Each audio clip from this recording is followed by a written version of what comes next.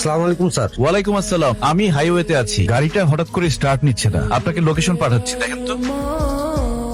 আরে সালা পুরে তো বম। বস গাড়িটাকে আপনার? একটা সেলফি তুলি। মাই ড্রিম কার মার্সিডিজ 2022 না 23 বস। আর দেখেন না আমার লোহার ঘোড়াটা শখ করে কিনছিলাম সেকেন্ড হ্যান্ড, মাইলেজ কম দেয় 25, সব পেট্রোল চলে না, খাই অকটেন। এখন তো আবার তেলের সংকট। থামো, কি নাম তোমার? বস সামি। লিসেন সামি, আমাকে আজকের মধ্যে একটা জায়গায় পৌঁছাতে হবে। তো আমার গাড়িটা তো নষ্ট হয়ে গেছে, আমি আমার ম্যানেজারকে অলরেডি লোকেশন সেন্ড করেছি, সে কিছু একটা ব্যবস্থা করছে, বাট অনেক সময় লাগবে মনে হয়। তোমার ওই লোহার ঘোড়াটা আমাকে দাও, তার বদলে এই গাড়িটা তুমি নিয়ে নাও। কি করতেছেন বস? মানে মজা করতেছেন না নাকি সিরিয়াস সত্যি? কিন্তু বস আপনার এই নষ্ট গাড়িটা তো আমি নিবো। রাস্তায় যদি আমার পুলিশ আটকায় আপনি কি আমার বাঁচাইবেন? স্যার, আপনাকে যে লোকেশনটা সেন্ড করেছি সেখানে সামি নামের একটা ছেলে আছে। গাড়িটা রিপেয়ার করে সামিকে দিয়ে দিবেন, পেপারস ওর নামে হবে। স্যার কি বলেন? কথা বলো। আপনি জানেন আপনি কার সাথে কথা বলতেছেন? উনি হচ্ছেন এনএফ গ্রুপের মালিকের একমাত্র ছেলে। উনি যা চায় দিয়ে দেন, আপনার তো কপাল খুলে গেছে। ওকে, থ্যাংক ইউ ভাইয়া। আচ্ছা বস, একটা কথা জিজ্ঞেস করি, আপনি যেখানে যাচ্ছেন সেই জায়গার মূল্য কি আপনার গাড়ির চেয়েও বেশি? কি আছে সেই জায়গায়? ভালোবাসা। স্যার, যেমন কিছু বলবেন? মিস মাহিরা এই চিঠিটা আপনাকে দিতে বলেছেন। কোথায় উনি? She left her job. Sir, শহর ছাড়ার আগে আপনাকে একটা বড় ধন্যবাদ দেওয়া বাকি ছিল। আপনার অফিসের প্রথম দিন বড় স্যার আমাকে আপনার পিএস হিসেবে পরিচয় করিয়ে দিলেন। আমিও কেবল একজন পিএস হিসেবে আপনার সাথে ছিলাম, কিন্তু আপনার কারণে আমি একজন মানুষ হিসেবে সম্মান পেয়েছি। কাজের ফাঁকে আড়াল থেকে আপনার সে খেয়াল রাখা কিংবা আমার বারণ শুনে অবলীলায় সিগারেটটা ফেলে দেওয়া বুঝিয়ে দিত যে এই ব্যস্ত শহরেও আমার অস্তিত্ব কারো কাছে মূল্যবান। মাহিরা, জি স্যার। চলেন কফি খেয়ে আসি। স্যার, হাতে এখন অনেক কাজ। কাজ পরে করে যাবে। আস। হয়তো ভাবছেন অফিসের লোকজনের আড়ালে বলা কটু কথা শুনে আমি ভয় পেয়েছি। আরো কথা আমি গায়ে মাখি না, তবে আমি চাই না আমার জন্য আপনার সম্মানে বিন্দু মাত্র আঁচ লাগুক। এই শহরে আমার থাকার প্রয়োজন ফুরিয়েছে ঠিকই, কিন্তু আপনার দেওয়া ওই সম্মানটুকু আমার জীবনের শ্রেষ্ঠ প্রাপ্তি হয়ে থাকবে। রায়ান, কি হয়েছে তোমার? না, তেমন কিছু না। তেমন কিছু না মানে নিশ্চয়ই বড় কিছু। মাহিরা চলে গেছে তাই না? তুমি জানো 25 বছর ধরে আমি এই অফিসটা চালাই। কে কাকে কফি খাওয়ায়, কে কাকে সিগারেট ছাড়ায়, সব আপডেট কিন্তু আমি পাই। তোমার হোয়াটসঅ্যাপে মাহিরার ঠিকানা দিয়ে দিয়েছি। কি করবো এটা দিয়ে? যার পাশে দাঁড়িয়ে তুমি হাসো, যার সামনে তুমি সিগারেট ফেলে দাও, সেই মানুষটাকে তুমি এত সহজে যেতে দিবে? ভালোবাসলে ধরে রাখতে হয়। আমি কি তাহলে যাবো তুমি বলছো? অফকোর্স মাই সান। জানো, আমি তোমার বয়সে তোমার মায়ের বাসার সামনে 3 দিন দাঁড়িয়েছিলাম। একদিন তো সারাদিন বৃষ্টিতে ভিজেছি। তারপর আবার কি, আমাকে বৃষ্টিতে ভিজতে দেখে তোমার মা আমার প্রেমে পড়েছিল।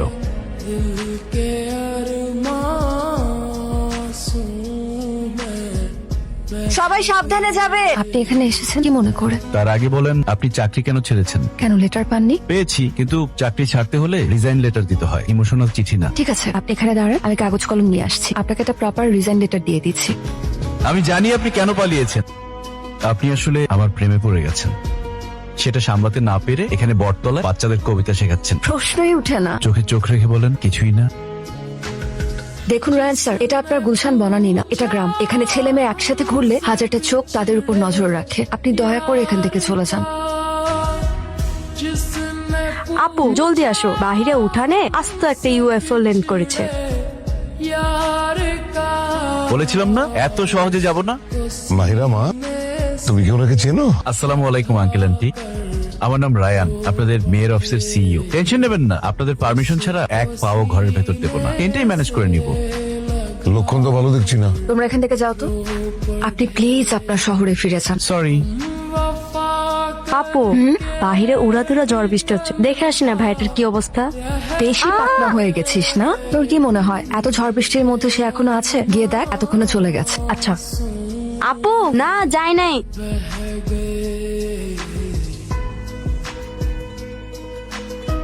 আপনি যত দ্রুত সম্ভব এই বাড়ি ছেড়ে চলে যান। আমি চাই না গ্রামের মানুষজন আপনার জন্য আমার পরিবারের দিকে আঙ্গুল তুলুক। আমি চলে গেলে আঙ্গুল তোলা কি বন্ধ হবে? দেখুন, আমি কিন্তু একদম মজা করছি না। আমি মজা করছি না তো, আমি শুধু বোঝাতে চাচ্ছি ঝড় বৃষ্টিতে টেন্ট উড়ে যায়, আমি যাই না। গরম গরম চা খেলে একদম জ্বর নেমে যাবে। কি ব্যাপার, আপনি এখানে কি করছেন? আমার তো প্রমোশন হয়েছে, আপনাদের বাড়ির বাইরে থেকে বারান্দায় প্রমোশন হয়েছে।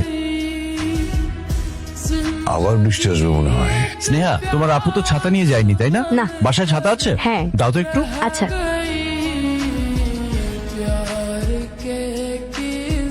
আপনার সমস্যা কি? আপনি বাসার থেকে আমাকে ফলো করে আসছেন। ওয়েদার ভালো না, যে কোনো সময় বৃষ্টি আসবে, তাই প্লিজ আপনার এসব ছেলে মানুষ এখন বন্ধ করুন। আপনি এখানে পড়ে আছেন কেন? ঢাকায় ফিরে যান। এখানে থাকলে আপনার অসুখ বাড়তে পারে। আমি চাই না আমার জন্য আপনি অসুস্থ হন। And please don't follow me.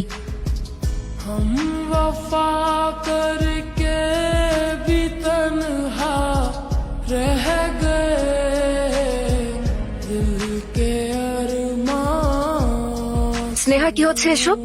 পড়াশোনা নেই, বাবা মা, তোমরাও, তোমাদের কি কোনো কাজ নেই? কেউ হয়তো তার সব কাজ ফেলে রেখে চলে আসতে পারে, কিন্তু তাই বলে তোমাদের তো বেকার বসে থাকার কোনো কারণ নেই। যে যার কাজ করো গিয়ে। হ্যালো মাই ডিয়ার সান, কেমন আছিস? বাবা, তোমাকে বলে বোঝাতে পারবো না। I am living the best time in my life. আমি খুব এনজয় করছি, বাট আই মিস ইউ বাবা। বলিস কি? তাহলে চলে আসি এখনই। আরে না না, এখন আসার সময় হয়নি। আমি চাই সময়টা হোক। শোন, ডায়মন্ডের রিং আর মিষ্টি বক্স কিন্তু আমি রেডি করে রেখেছি। থ্যাংক ইউ বাবা। ওয়েলকাম মাই সান। কত করে কেজি? 100 টাকা। হাফ কেজি দাম। হায় রে, কি দিনকাল যে আসলো। जिसने पूछा हमसे बिछड़े यार का उसको सीने से মাহিরা, रो আই লাভ ইউ। उसको सीने से लगा कर আপনি কি ভেবেছেন সবকিছু এত সহজ? আপনি এটা কেন বুঝতে পারছেন না যে আপনার আমার পছন্দ হচ্ছে না, আমি এটা সহ্য করতে পারছি না। আপনি আমার বস ছিলেন, সেখানে থাকলেই ভালো হতো। আমার ব্যক্তিগত জীবনে ঢোকার অধিকার আপনাকে কে দিয়েছে? আপনি দয়া করে আমাকে নিয়ে কোনো স্বপ্ন দেখবেন না। আপনার এখানে আশা, এই নাটক, এসব বাড়াবাড়ি, এগুলো আমার আর সহ্য হচ্ছে না। সো প্লিজ লিভ রাইট নাও।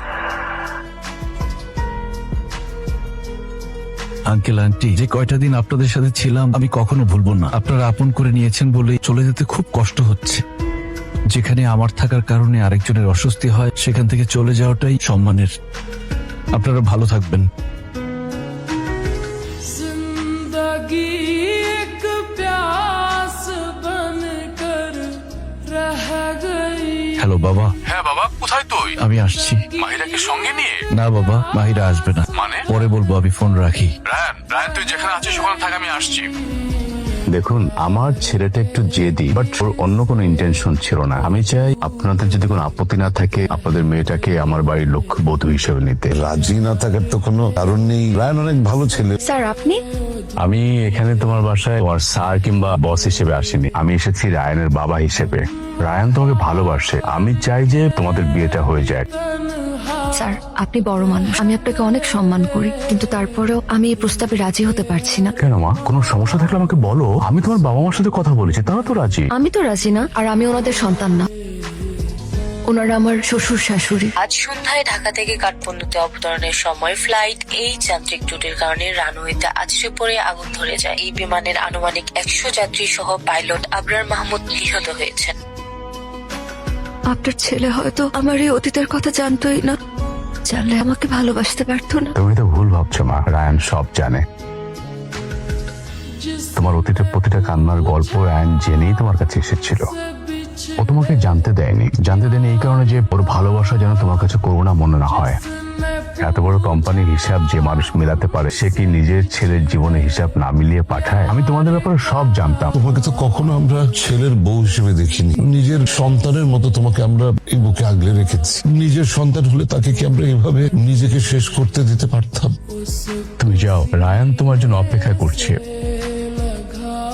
আমি জানতাম না মেঘের আড়ালে এত সুন্দর রোদ লুকিয়ে থাকে। তোমার ভালোবাসা সেই রোদ যা আমার অন্ধকার আকাশকে রাঙিয়ে দিয়েছে।